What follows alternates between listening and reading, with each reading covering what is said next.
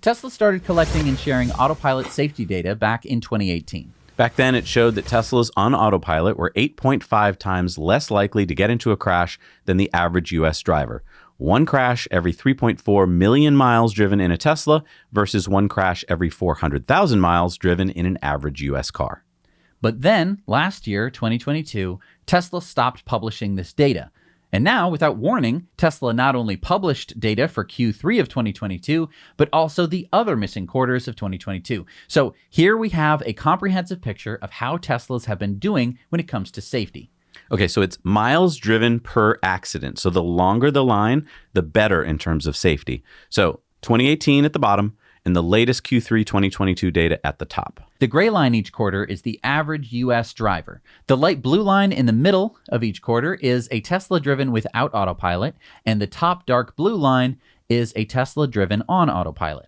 So what it looks like to me, if you want to interpret all these lines, is that the average American driver is getting safer, trending from about 350,000 miles per accident to around 650,000 miles per accident. That's good. Yeah. That's almost twice as safe as 5 years ago. Now, the average Tesla's not using AutoPilot, so just driving around using other safety features like early braking and stuff like that, but not on AutoPilot, is kind of lumpy. You see there that the lines are just kind of all over the place, but it seems to be averaging the same, about 1.4 million miles per accident, or about 3 times safer than the average US driver.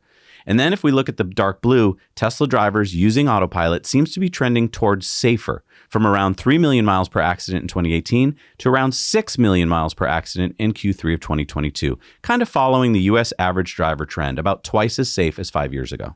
So 6.26 million miles driven per accident on Tesla AutoPilot in Q3 of 2022 versus 652,000 miles for the average US driver means that on average you can drive 10 times further using Tesla AutoPilot before you get into an accident versus any other car on the road. It's 10 times safer.